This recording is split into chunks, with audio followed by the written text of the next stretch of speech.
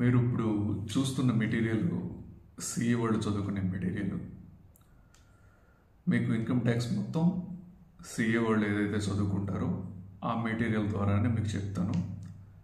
మీరు కంప్లీట్గా ఈ మెటీరియల్ మీద నమ్మకం ఉంచండి, ఎందుకంటే ఇది ఢిల్లీ వాళ్ళ మెటీరియల్. ఎవరు పడితే వాళ్ళు ప్రిపేర్ చేసే మెటీరియల్ కాదు. ఐసిఏఐ ఢిల్లీ వాళ్ళు ప్రిపేర్ చేసే మెటీరియల్. దీన్ని నమ్మండి. మీకు డిగ్రీ చదువుతున్న, ఏ కోర్సు చదువుతున్నా, ఎవరికైతే ఇన్కమ్ ట్యాక్స్ అవసరమో వాళ్ళు కంప్లీట్గా ఈ మెటీరియల్ని నమ్మొచ్చు. ఓకేనా? ఎందుకంటే ఎప్పుడు అప్డేటెడ్గా ఉంటుంది ఈ మెటీరియల్. దీన్ని కంప్లీట్గా నమ్మండి, మీరు ఖచ్చితంగా సక్సెస్ అవుతారు. ఓకేనా? సరే, నేను చూడండి ఇప్పుడు just basic concepts. First chapter అంతా బేసిక్ కాన్సెప్ట్స్ ఉంటాయి. మ్యాక్సిమం డిగ్రీ వాళ్ళకి ఎక్కువగా ఈ బేసిక్ కాన్సెప్ట్స్ నుంచి అడుగుతుంటారు.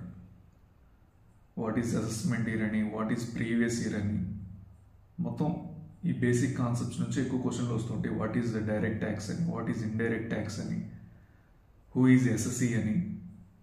మ్యాక్సిమం ఈ బేసిక్ కాన్సెప్ట్స్లో నుంచే ఎక్కువగా డిగ్రీ వాళ్ళకి క్వశ్చన్లు వస్తూ ఉంటాయి. సరే, మనం స్టార్ట్ చేసాం కాబట్టి ఇది ఇంట్రడక్షన్ అవసరం లేదు. ఈ ట్రీ చూడండి ఒకసారి. బేసిక్ కాన్సెప్ట్స్లో components of income tax act, income tax law అంటే ఏంటి, కర్సర్ పెడతాను చూడండి. ఎక్కడైతే కర్సర్ పెట్టానో ఇక్కడ ఆప్షన్ ఉందా ఏదైనా రాయడానికి. ఇది ఐసిఐఏ వాళ్ళ మెటీరియల్ కాబట్టి మనం ఎడిట్ చేయడానికి కుదరదు. Okay, 1 minute. సరే, కాంపోనెంట్స్ ఆఫ్ ఇన్కమ్ ట్యాక్స్ లా. ఎవరైతే ఫస్ట్ వీడియో మిస్ అయ్యారో ఒక్కసారి వెళ్ళి చూడండి. అసలు ఇన్కమ్ ట్యాక్స్ యాక్ట్ అంటే ఏంటి, ఒక బ్రీఫ్ ఓవర్వ్యూ ఇచ్చాను. కావాలంటే ఆ ప్లేలిస్ట్లో ఉంటుంది, ప్లేలిస్ట్లో చూడండి. ఫస్ట్ వీడియో ఇన్కమ్ ట్యాక్స్ గురించి ఫస్ట్ వీడియో చెప్పాను. ఆ వీడియోని వెళ్ళి ఒకసారి సెర్చ్ చేయండి. What is income tax act అంటే ఏంటి, మీకు బ్రీఫ్గా ఎక్స్ప్లెనేషన్ చేశాను. ఇక్కడ మెటీరియల్లో దాన్ని ఎక్స్ప్లెయిన్ చేస్తున్నాను ఇప్పుడు. ఓకేనా? నేనేం చెప్పాను నిన్న వీడియోలో, components of income tax law అంటే ఇన్కమ్ ట్యాక్స్ యాక్ట్ 1961తో పాటు, ఇన్కమ్ ట్యాక్స్ యాక్ట్ 1961తో పాటు annual finance act, income tax rules, circulars, legal decisions, court decisions కూడా ఉంటాయని చెప్పాను. ఇది మొత్తాన్ని కలిపితేనే ఇన్కమ్ ట్యాక్స్ లా అవుతుంది. ఓకేనా? ఇది మొత్తాన్ని కలిపితే ఇన్కమ్ ట్యాక్స్ లా అవుతుంది. ఓకే, దెన్ తర్వాత steps for computation of the total income and tax liability. నేను చెప్పాను ఎన్ని విధాలుగా ఒక వ్యక్తి ఇన్కమ్ ఎర్న్ చేయొచ్చు. ఇన్కమ్ ఫ్రమ్ శాలరీస్ అని, ఇన్కమ్ ఫ్రమ్ హౌస్ ప్రాపర్టీ అని, ఇన్కమ్ ఫ్రమ్ క్యాపిటల్ గెయిన్స్ అని, ఇన్కమ్ ఫ్రమ్ అదర్ సోర్సెస్ అని, ఇలా ఒక 5 హెడ్స్ చెప్పాను. సేమ్ అయ్యే ఇక్కడ ఉన్నాయి చూడండి. First, determination of residential status. అతని యొక్క రెసిడెన్షియల్ స్టేటస్ అనేది చాలా ఇంపార్టెంట్. అన్నీ నేను చెప్పినవి ఈ రోజు కూడా కొద్దిగా చెప్తాను వినండి. రెసిడెన్షియల్ స్టేటస్ అంటే అతను ఇండియా వాడు అనుకోండి, ఇండియా వాడు అయితే ఇన్కమ్ ట్యాక్స్ కట్టాలి. ఇండియా వాడు కాదు, ఇన్కమ్ ట్యాక్స్ కట్టాల్సిన అవసరమే లేదు. మరి ఇండియా వాడు కాదు ఎలా డిఫైన్ చేస్తారు? His period of stay in India. ఏదైతే ప్రీవియస్ ఇయర్ అసెస్మెంట్ ఇయర్ అని నిన్న చెప్పాను, ఇప్పుడు మళ్ళీ వస్తే డిస్కస్ చేద్దాం వాటి గురించి కూడా. ఏదైతే ప్రీవియస్ ఇయర్ 182 days మన దేశంలో ఉంటారో వాళ్ళందరూ మన దేశంలో ఇన్కమ్ ట్యాక్స్ కట్టాల్సిందే.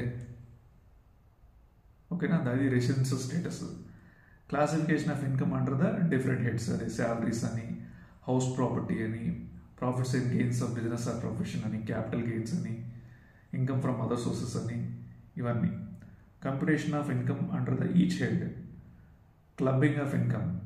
నేను చెప్పాను మీకు, ఇన్కమ్ ట్యాక్స్ ఎగ్గొట్టడానికి వాళ్ళ ఇన్కమ్ని వాళ్ళ పెళ్ళానికి కానీ, కొడుకు కానీ, కూతురికి కానీ, తమ్ముళ్ళకి కానీ, అన్నయ్యలకు కానీ ఎవరికో ట్రాన్స్ఫర్ చేస్తూ ఉంటారు. ఇల్లీగల్ ట్రాన్స్ఫర్ చేస్తూ ఉంటారు ట్యాక్స్లు ఎగ్గొట్టడానికి. మరి అట్లా చేస్తే తప్పు కదా. ఇన్కమ్ ట్యాక్స్ ఏమంటుందంటే, ఏదైతే ట్రాన్స్ఫర్ చేసావో అట్లా నీ దానిలో కలుపుకొని మొత్తం మీద ట్యాక్స్ కట్టుంటారు. అలా clubbing of income of spouse, minor, child etcetera. Set off and carry forward. చూడండి ఇక్కడ set off and carry forward of losses, వీటి గురించి కూడా నేను చెప్పాను. నేను సపోజ్ మీకు రకరకాల ఇన్కమ్స్ ఉన్నాయి, శాలరీస్ అని, హౌస్ ప్రాపర్టీ అని, బిజినెస్ ఆర్ ప్రొఫెషన్ అని, క్యాపిటల్ గెయిన్స్ అని, ఇన్కమ్ ఫ్రమ్ అదర్ సోర్సెస్ అని, ఇలా ఏదో హెడ్ కింద బిజినెస్లో లాస్ వచ్చింది, మిగతా వాటిలో లాభం వచ్చింది. ఈ బిజినెస్ లాస్ని మిగతా లాభంతో అడ్జస్ట్ చేసుకోవచ్చు. ఏదన్నా మిగిలితే మిగిలిన దాని మీద ట్యాక్స్ కట్టాలి. ఏం లేదు లాస్ ఉంది, ఇంకా ఆ లాస్ని next depends upon loss 8 years అని 4 years అని క్యారీ ఫార్వర్డ్ చేసుకోవచ్చు. 8 assessment years 4 assessment years అలా క్యారీ ఫార్వర్డ్ చేసుకోవచ్చు. సరే, నెక్స్ట్ అది అయిపోయిన తర్వాత computation of gross total income, deduction from gross total income. Total income compute చేస్తాం. దానిలో నుంచి నేను కొన్ని చెప్పాను నిన్న, 80C to 80U అని. అంటే మీకు వచ్చిన ఆదాయం మొత్తం మీద ఇన్కమ్ ట్యాక్స్ కట్టమన్నారు. కొన్ని మీకు కంపల్సరీ ఖర్చులు ఉంటాయి, లైక్ పిల్లల ఎడ్యుకేషన్ కోసం అని, హెల్త్ ఇన్సూరెన్స్లు అని, ఏదైనా డొనేషన్లు ఇవ్వటం కానీ ట్రస్ట్లకి, పొలిటికల్ పార్టీస్కి డొనేషన్ ఇవ్వటం కానీ, ఇట్లా ఏదైనా ఇన్వెస్ట్మెంట్లు స్పెసిఫైడ్ ఇన్వెస్ట్మెంట్ పెట్టడం కానీ, ఇలాంటి వాటికి ఇన్కమ్ ట్యాక్స్ డిడక్షన్ ఇస్తుంది. ఏదైతే ఇన్వెస్ట్మెంట్ పెట్టారో అవి తీసేసి మిగతా ఏదైతే గ్రాస్ టోటల్ ఇన్కమ్ ఉందో దాని మీద మీరు ఇన్కమ్ ట్యాక్స్ కట్టాలి. అర్థమవుతుందా? అలా. సరే, అది అయిపోయిన తర్వాత కంప్యూటేషన్ ఆఫ్ ట్యాక్స్ లయబిలిటీ. చివరికి ఒక ట్యాక్స్ లయబిలిటీ నువ్వు ఎంత ట్యాక్స్ కట్టాలని చూపిస్తారు. ఇవన్నీ నేను నేర్చుకున్నాం. ఇంపార్టెంట్ డెఫినేషన్ కూడా ఉన్నాయి ఇక్కడ. ఎస్ఎస్సి అంటే ఎవరు, అసెస్మెంట్ అంటే ఏంటి, ఎస్ఎస్సి అంటే ఎవరు ఏం చెప్పాను నేను నిన్న. ఎవరైతే ఇన్కమ్ ట్యాక్స్ కట్టాలో వాళ్ళని ఎస్సీ అంటారు, లేదా ఇన్కమ్ ట్యాక్స్ డిపార్ట్మెంట్ ఎవరి మీద అయితే యాక్షన్ తీసుకుందో వాళ్ళని ఎస్సీ అంటారు.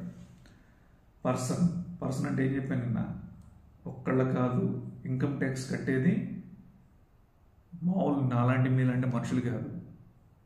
Companies, firms, association of persons, body of individuals, HUFs, artificial judicial persons, రకరకాల వ్యక్తులు ఉంటారు.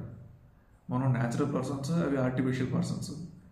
కంపెనీసే ఎక్కువ ఇన్కమ్ ట్యాక్స్ కడతాయని నేను వీడియోలో చెప్పాను. నేను రిలయన్స్ 20,000 కోట్ల ఇన్కమ్ ట్యాక్స్ కడుతుంది. రిలయన్స్ 20,000 కోట్ల ఇన్కమ్ ట్యాక్స్ కడుతుంది. ఎస్బీఐ 10,000 కోట్ల ఇన్కమ్ ట్యాక్స్ కడుతుంది. నేను డిస్కస్ చేస్తాం మన వీటి గురించి. ఓకే, ఇన్కమ్ అంటే ఏంటి, ఇండియా అంటే ఏంటి, నిన్న డిఫైన్ చేశాం. ఇండియా అంటే ఏంటి, ఇండియా అంటే దానికి మళ్ళీ బ్యాక్గ్రౌండ్ సి పెట్టి ఒక వీడియో పెట్టాను కదా. ఇండియా అంటే not only 28 states, 8 union territories, ఇవే కాదు, waters also, Indian waters also is a India. Up to 12 nautical miles from the base line. విశాఖపట్నంలో ఉంటాను ఎగ్జాంపుల్ చెప్పాను నిన్న. విశాఖపట్నం నుంచి లోపలికి, సీ లోపలికి హారిజాంటల్గా ఒక 12 nautical miles. 1 nautical mile equals to 1.8 kilometers, 22 kilometers from the sea base line. RK Beach నుంచి ఒక 22 kilometers లోపల కూడా ఇండియానే. ఎందుకు ఇలా డిఫైన్ చేశారంటే, కొంతమంది టెరిటోరియల్ వాటర్స్లో కూడా స్టే చేస్తూ ఉంటారు. షిప్స్లో ఎక్కువగా ట్రావెలింగ్ చేస్తూ ఉంటారు. ఎప్పుడైతే వాళ్ళు టెరిటోరియల్ వాటర్స్లోకి ఎంటర్ అవుతారో, ఇండియన్ టెరిటోరియల్ వాటర్స్లోకి, రెసిడెన్షియల్ స్టేటస్ కౌంట్లోకి ఆ టెరిటోరియల్ వాటర్స్లో ఉన్నన్ని రోజులు కూడా తీసుకుంటారు. ఇదొక క్యాలిక్యులేషన్. అసలు ఈ వాటర్స్ ఇలా ఎందుకు డిఫైన్ చేశారంటే, ఏదైనా మన ఇండియన్ వాటర్స్లోకి ఫారెన్ షిప్ ఎంటర్ అవ్వాలంటే పర్మిషన్ తీసుకుని ఇండియన్ వాటర్స్లోకి ఎంటర్ అవ్వాలి. అలా ఈ 22 kilometers కాదు, up to 200 nautical miles from RK Beach తీసుకున్న. ఆర్కే బీచ్ నుంచి 200 nautical miles సీ లోపలికి వెళ్తే మనకి ఈ 200 nautical miles దాదాపు 400 kilometers మనకి ఏదన్నా పెట్రోల్ కానీ ఏదన్నా ఖనిజాల ఎక్స్ట్రాక్షన్కి మనకి ఎక్స్క్లూజివ్ రైట్ ఉంటుంది. మొన్న KG basin, Kakinada Godavari basin, just Kakinada పోర్ట్కి ఒక 30 kilometers దూరంలో, అంటే ఇది టెరిటోరియల్ వాటర్స్ దాటి 8 kilometers దూరం వెళ్ళగానే మనకి పెట్రోల్ నిక్షేపాలు ఉన్నాయి. అవి మన ఇండియాకి ఎక్స్క్లూజివ్ పవర్ ఉంటుంది ఆ పెట్రోల్ తీసుకోవడానికి. వాటిని ఈఈజెడ్స్ అంటాం, ఎక్స్క్లూజివ్ ఎకనామిక్ జోన్స్ అంటాం. అలా next, what is assessment year? Assessment year అంటే ఏంటి? నేను నిన్నటి వీడియోలో ఎగ్జాంపుల్తో సహా చెప్పాను. అసెస్మెంట్ ఇయర్ అంటే ఏంటి, ప్రీవియస్ ఇయర్ అంటే ఏంటి, అగ్రికల్చర్ ఇన్కమ్ అంటే ఏంటి. అసెస్మెంట్ ఇయర్ అంటే ఏం చెప్పాను నేను? ఏ సంవత్సరం అయితే మనం ట్యాక్స్ కట్టాలో ట్యాక్స్ కట్టే ఇయర్ని అసెస్మెంట్ ఇయర్ అంటాం. సంపాదించే ఇయర్ని ప్రీవియస్ ఇయర్ అంటాం. సపోజ్ 2024లో ఇన్కమ్ ట్యాక్స్ కట్టాలి, 2023లో సంపాదించిన దాని మీద. 2023ని ప్రీవియస్ ఇయర్ అంటాం, 2024ని అసెస్మెంట్ ఇయర్ అంటాం. అలా. సరే, basis of charge rates of taxes. ఈరోజు మనం ఎన్ని చూడబోతున్నాం. మీరు ఇదంతా ఒకే వీడియోలో పెట్టాలా, 2 పార్ట్స్కి పెట్టాలని చూస్తున్నాను. ఈ చాప్టర్ అంతా ఒకే వీడియోలో పెడితే అంత ఎఫెక్టివ్గా ఉండదు. Charge of income tax, rates of income tax, ఈ టేబుల్ మొత్తం ఈరోజు మనం డీటెయిల్డ్గా మనం చదువుకోబోతున్నాం. సరే,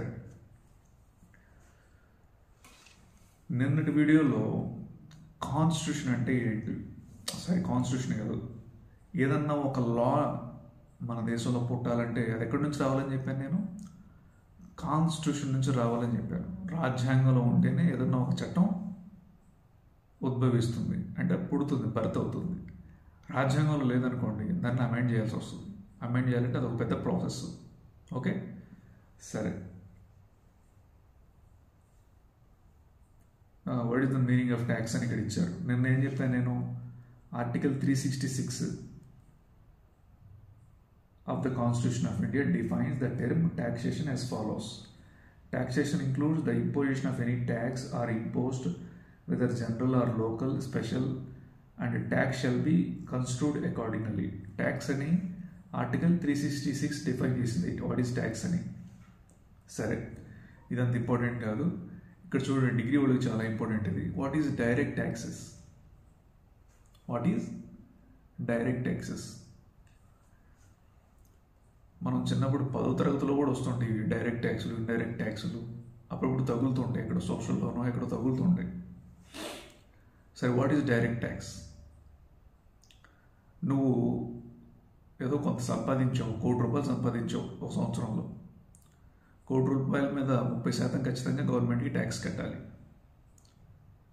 అది ఇన్కమ్ ట్యాక్స్. నీ ఇన్కమ్ మీద నువ్వు ఎంత ఎక్కువ సంపాదిస్తే అంత ట్యాక్స్ ఎక్కువ కట్టాలి. పర్సన్ ఎబిలిటీ టు పే అంటే నువ్వు ఎక్కువ సంపాదిస్తున్నావు, నువ్వు ఎక్కువ పే చేయగలవు ట్యాక్స్. మరి అంతే కదా, ఎక్కువ సంపాదిస్తున్నావు నువ్వు ఎక్కువ పే చేయగలవు ట్యాక్స్. అలా ఇక్కడ చూడండి, డైరెక్ట్ ట్యాక్స్ అంటే direct tax is directly levied on the income or wealth of a person. Direct tax అంటే directly on the income of the person. Then it is a direct tax. The person who pays the tax to the government cannot recover it from somebody else. ఈ line రాయాలి మీరు. The person who pays the tax to the government cannot recover it from somebody else. ఇది ఏమైనా జిఎస్టీయా? Credit తీసుకోవడానికి. GST అనుకోండి, ఒకటికి అమ్ముతాం లేదా ఒకటి దగ్గర నుంచి కొంటాం, మనం దాని మీద ట్యాక్స్ పే చేస్తాం. మనం ఇంకోటికి అమ్ముతాం, మనది కాదు, అల్టిమేట్ కన్సూమర్ మనం కాదు కదా. అల్టిమేట్ కన్సూమర్ జిఎస్టీలో భరిస్తాడు ఆ ట్యాక్స్ మొత్తం, మనకు క్రెడిట్ వస్తుంది, మనం just seller.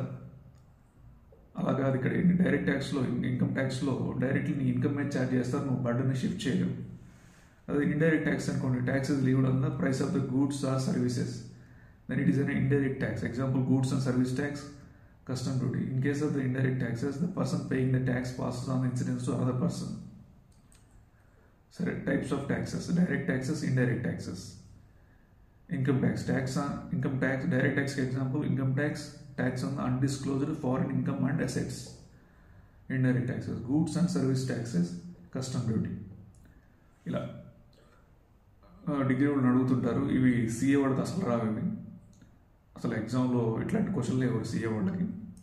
What is direct tax, what is indirect tax, example of direct tax, example of indirect tax. Degree వాళ్ళకి ఖచ్చితంగా కంపల్సరీగా క్వశ్చన్ వస్తుంది ఇక్కడ నుంచి. సరే, వై ఆర్ ట్యాక్సెస్ ఆర్ లివెడ్? మనకు తెలుసు ఎందుకు ట్యాక్స్ లివ్ చేస్తారు. ఇది స్పెసిఫిక్గా తెలుసుకోవాల్సిన అవసరం లేదు, తెలుసు కదా ఎందుకు లీవ్ చేస్తారు ట్యాక్స్లు. గవర్నమెంట్కి ఖర్చు ఉంటుంది, క్వశ్చన్ ఫుల్ఫిల్ చేసుకోవడానికి ట్యాక్స్ని లివ్ చేస్తుంటారు. పవర్ టు లివ్ ట్యాక్సెస్, ఇది నేను డిస్కస్ చేశాను నిన్నటి వీడియోలో. నిన్నటి వీడియోకి కంటిన్యూషన్ ఈ వీడియో. నిన్న వీడియో ఎవరైతే మిస్ అయ్యారో ఒకసారి వెళ్ళి చూడండి. జస్ట్ 15 minutes 20 minutes ఉంటుంది, చాలా చెప్పాను అందులో. ఒకసారి వెళ్ళి చూడండి. ద కాన్స్టిట్యూషన్ ఆఫ్ ఇండియా చూసారా? The constitution of India. The Constitution of India in Article 265 lays down that no tax shall be levied or collected except by authority of law. Accordingly, for levy of any tax or law needs to be framed by the government. ఏదన్నా ఒక tax collect చేయాలంటే ఒక చట్టం ఉండాలి. GST collect చేయాలి, GST లా ఉండాలి. Income tax collect చేయాలి, income tax లా ఉండాలి. Constitution of India gives power to levy and collect taxes, whether direct or indirect, to the central and state government. The parliament and state legislatures are empowered to make laws on the matters empowered in the 7th schedule by virtue of Article 246 of the Constitution of India. Okay. 7th schedule to the Article 246 contains 3 lists. ఇవి కూడా నేను చెప్పాను. నేను రాజ్యాంగంలో 3 లిస్టులు ఉంటాయి. ఆ 3 లిస్టులో ఒక లిస్టులో పార్లమెంట్, సెంట్రల్ గవర్నమెంట్ ఏ చట్టాలు చేయొచ్చు, ఏ మ్యాటర్స్ మీద చట్టాలు చేయొచ్చు. లిస్ట్ 2లో స్టేట్ గవర్నమెంట్ ఏ మ్యాటర్స్లో లాస్ చేయొచ్చు. మ్యూచువల్ కోఆపరేషన్ లిస్ట్ 3లో మ్యూచువల్ కోఆపరేషన్ మీద ఏ లాస్ చేయొచ్చో రాజ్యాంగంలో చెప్పాను. అదే చెప్తున్నారు ఇక్కడ. Article 246 contain 3 lists which enumerate the matters under which the parliament and the state legislatures have the authority to make laws for the purpose of levy of taxes. The following are the lists. ఇవి కూడా degree వాళ్ళకి చాలా important, note చేసుకోండి, బాగా చదువుకోండి. Union list. Parliament has exclusive power to make laws on the matters contained in the union list. ఏదైతే union లిస్ట్లో ఉంటాయో మ్యాటర్స్, వాటి మీద పార్లమెంట్కి ఎక్స్క్లూజివ్ పవర్ ఉంటుంది లా చేయడానికి. State list. The legislature of any state has the exclusive power to make laws on the matters contained in the state list. అలాగే concurrent list. Both the parliament and state legislatures have the power to make laws on the matters contained in the concurrent list. ఓకేనా? సరే, overview of the income tax law. దీని గురించి కూడా నేను చెప్పాను. నేను ఏం చెప్పాను? Overview of the income tax law అంటే, ఇన్కమ్ ట్యాక్స్ లా అంటే ఇన్కమ్ ట్యాక్స్ యాక్టే కాదు, ఇంకా చాలా అడిషనల్గా చాలా ఉంటాయి. అవేంటవి? యాన్యువల్ ఫైనాన్స్ యాక్ట్లని, జ్యుడిషియల్ డెసిషన్స్ అని, సర్క్యులర్స్ అని, నోటిఫికేషన్స్ అని, ఇలా చాలా గోల్ ఉంటుంది అని చెప్పాను. ఆ గోల్ అంతా ఇప్పుడు చూద్దాం. In this material would introducing the student to income tax law in India. The income tax law in India consists of the following components. Okay, following components. What are those? Income Tax Act. Income Tax Act ఎప్పుడు వచ్చింది? 1961లో వచ్చింది. 1962 నుంచి అప్లికేషన్లోకి వచ్చింది. తర్వాత annual finance act. ప్రతి సంవత్సరం annual finance act ఉంటుంది. ప్రతి సంవత్సరం యాన్యువల్ ఫైనాన్స్ యాక్ట్ అని చెప్తారు, రిలీజ్ చేస్తారు. ఎవరు? Finance minister. ఏముంటాయి అందులో? Updated rates, standard deductions, slab rates, ఇవన్నీ అందులో ఉంటాయి. నెక్స్ట్ ఇన్కమ్ ట్యాక్స్ రూల్స్ అని, సర్క్యులర్స్ అని, నోటిఫికేషన్స్ అని, లీగల్ డెసిషన్స్ ఆఫ్ కోర్ట్స్ అని, కొన్ని కోర్టులు దాకా పోతాయి గొడవలు. ఇన్కమ్ ట్యాక్స్ డిపార్ట్మెంటు అసెసింగ్ కోర్టులు ఎంత అనుకుంటారు, కోర్టులో జడ్జి చెప్తే అదే లా. ఇక అట్లా సరే. Various instruments of law containing the law relating to the income tax are explained below. The various instruments of law containing the Income Tax Act 1961. The levy of income tax in India is governed by Income Tax Act 1961. In this book, we shall brief refer to this as the Act. It extends to the whole of India, comes into force 1st April 1962. It contains Section 1 to Section 298 and Schedule 1 to Schedule 14. 14 anadi 14. Okay. ఇక్కడ చూడండి మీరు, degree వాళ్ళకి అయితే it extends to whole of India. ఇంత ముందులో అనుకోండి కొన్ని చట్టాలు జమ్మూ అండ్ కాశ్మీర్కి వర్తించేవి కాదు. ఎప్పుడైతే ఆర్టికల్ 370ని లేపారో అప్పటి నుంచి అన్ని చట్టాలు జమ్మూ అండ్ కాశ్మీర్కి కూడా వర్తిస్తూ ఉన్నాయి. Coming to force on 1st April 1962. ఈ సెక్షన్లు ఏమి ఉన్నాయనేది అనవసరం, ఇర్రిలెవెంట్, ఇట్లాంటి అడగలేదు. సరే, ఇంకా దాని గురించి ఇంకా బ్రీఫ్ ఎక్స్ప్లెనేషన్ ఇచ్చారు. అంత అవసరం లేదు అది. ఓకే, ఫైనాన్స్ యాక్ట్ అంటే ఏంటి? ఎవ్రీ ఇయర్ ఫైనాన్స్ మినిస్టర్, ఇక్కడ రాశారు చూడండి, every year where is the cursor? Every year finance minister of the government of India introduce the finance bill in the parliament's budget session. When the finance bill is passed by both the house of the parliament and gets the assent of the president, it becomes the finance act. Finance act ane kada edana chattam ralani ide process. The amendments are made every year to the Income Tax Act 1961 and other laws by the Finance Act. The first schedule to the Finance Act contains 4 parts, which specify the rates of tax. Finance Act లో first షెడ్యూల్లో 4 parts ఉంటాయంట. ఆ first షెడ్యూల్లో rates అనేవి specify చేస్తారంట. Part 1 of the first schedule to the Finance Act specify the rates of tax applicable for the current assessment year. Accordingly, Part 1 of the first schedule to the Finance Act 2023 specifies the rates of taxes for the assessment year 23-24. Part 2 specifies the rates at which the tax is deductible. TDS గురించి మాట్లాడుతుంది అంట part 2. Okay, part 3 calculating the income tax for deducting tax from the salaries and computation of advance tax.